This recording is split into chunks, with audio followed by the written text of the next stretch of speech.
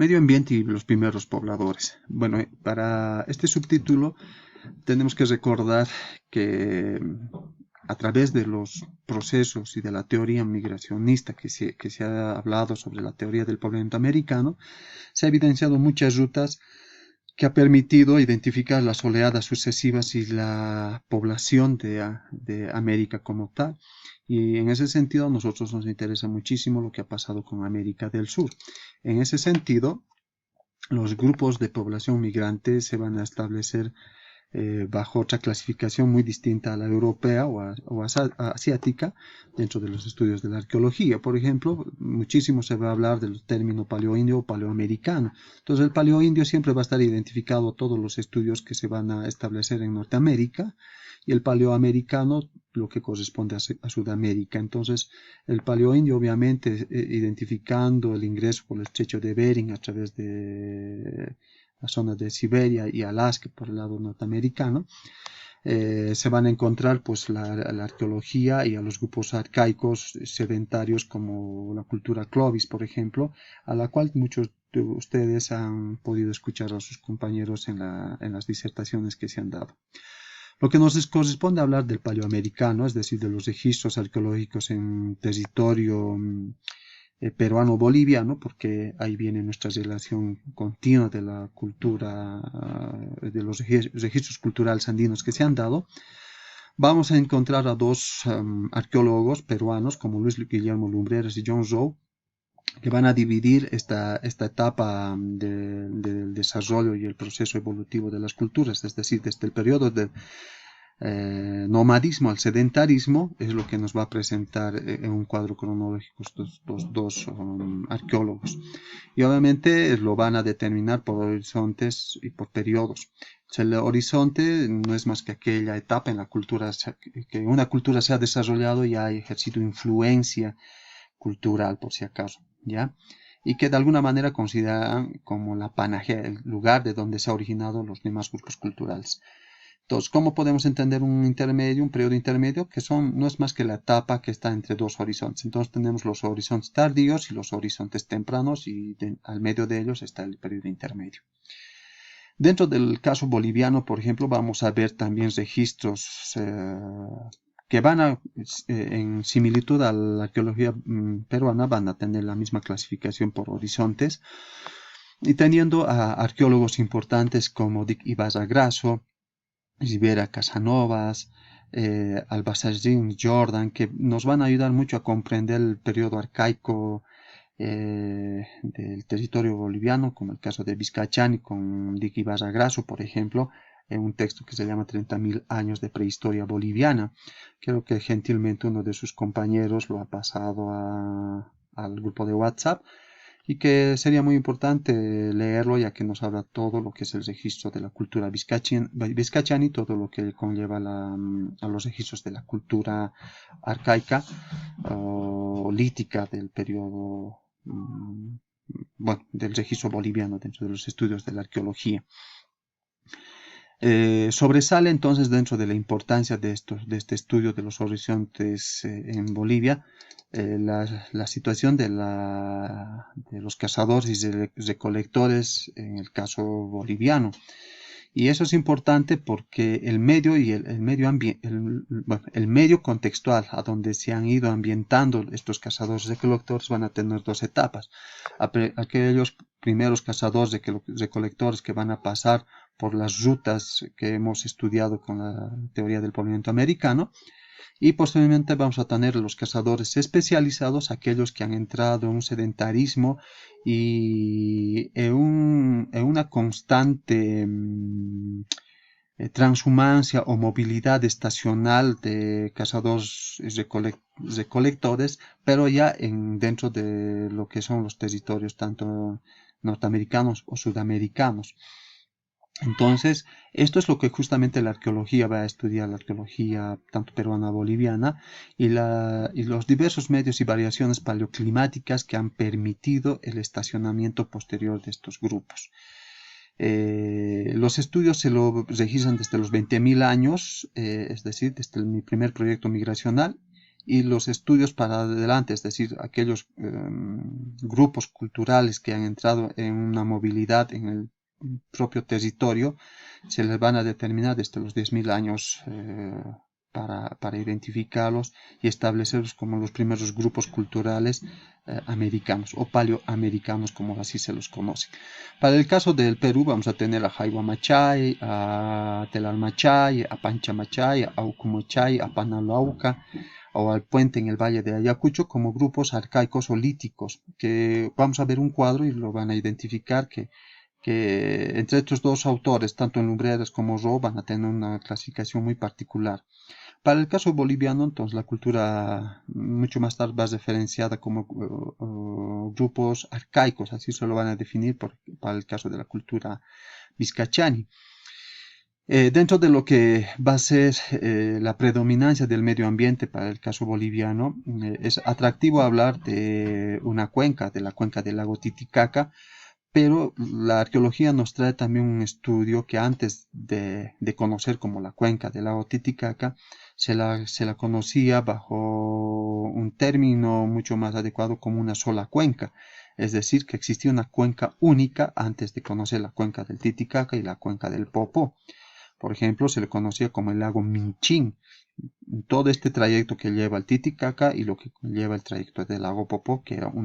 era un solo lago, entonces lo que permitía para el periodo del Holoceno ser un atractivo para estos primeros cazadores y recolectores que han dejado justamente restos arqueológicos y que han permitido también establecer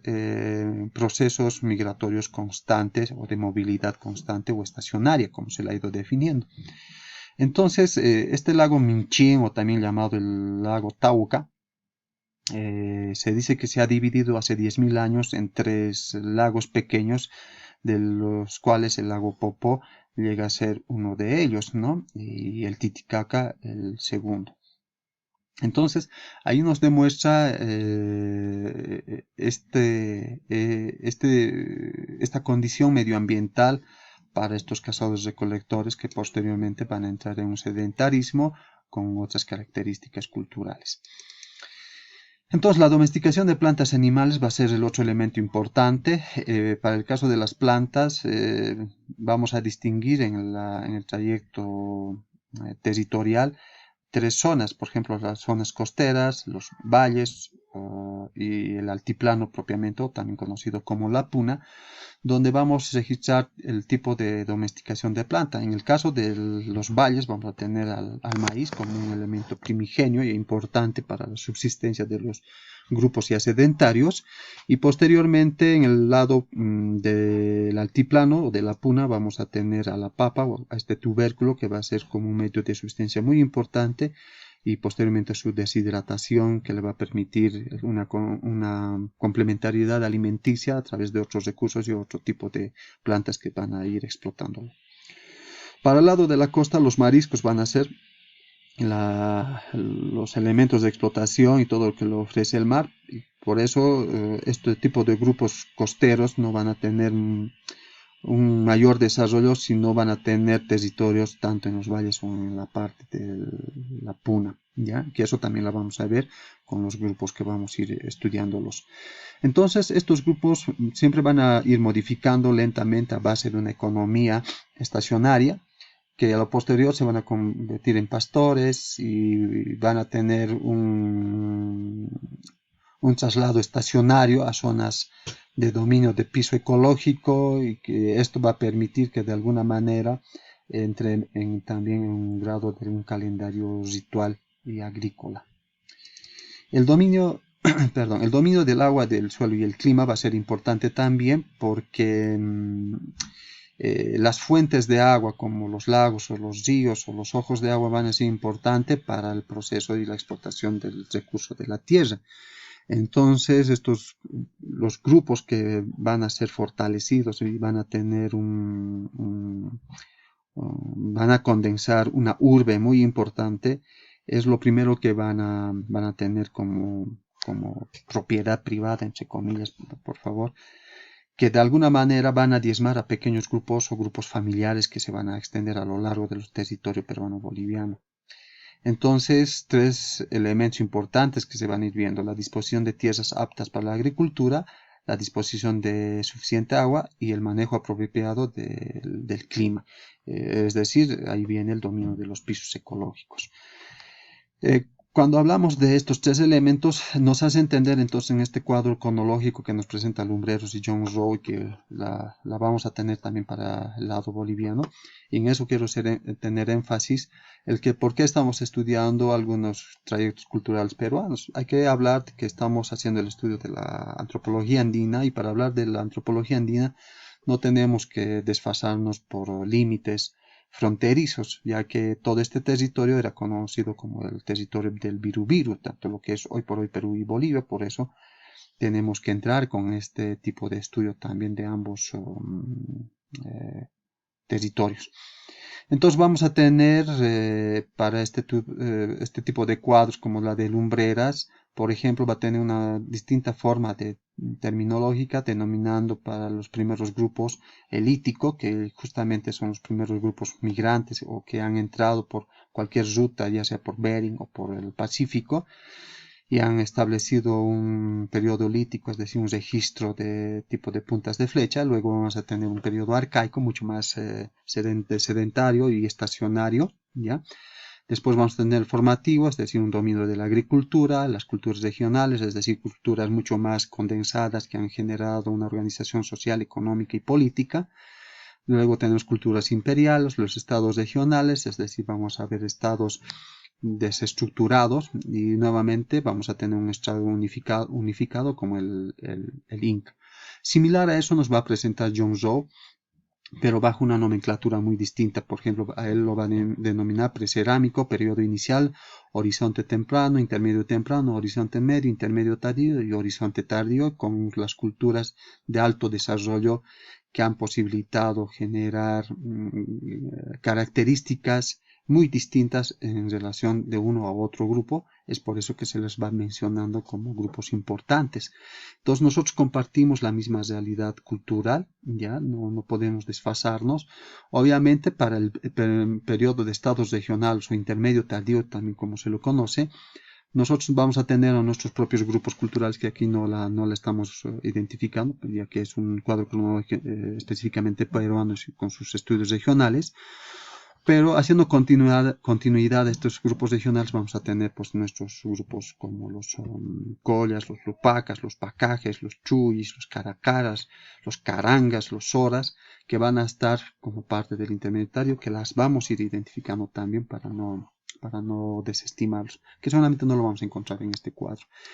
Entonces cada arqueólogo tiene su forma de un cuadro cronológico, pero que nosotros la vamos a ver a través de lo que nos dice John Rowe. El precerámico, el periodo inicial, el horizonte temprano, horizonte medio, periodo intermedio tardío y el horizonte tardío. El periodo inicial se lo va a conocer también como periodo formativo, entonces no nos vamos a confundir mucho con ello. Lo que nos interesa son los registros culturales y los estilos o los horizontes estilísticos, que así se lo conoce, han dejado por cada periodo. Entonces, a partir de aquí es lo que vamos a ver, todo lo que nos ofrecen los horizontes estilísticos a través de los cuadros cronológicos de ambos autores, y que vamos a ir conociendo cada cultura desde el periodo formativo. Ya no vamos a entrar mucho al periodo arcaico, tal vez sí con la cultura vizcachana, en caso de que no lo hayamos visto con algún grupo que tenía que disertarlo.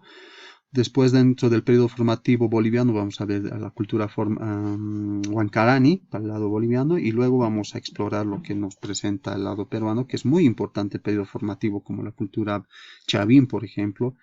que a diferencia de Huancarani tiene un mayor alto desarrollo cultural y poblacional. Bueno, aquí vamos a quedar, y a partir de aquí es lo que vamos a ir a generar grupos para la defensa y para su lectura correspondiente. Bueno, muchas gracias.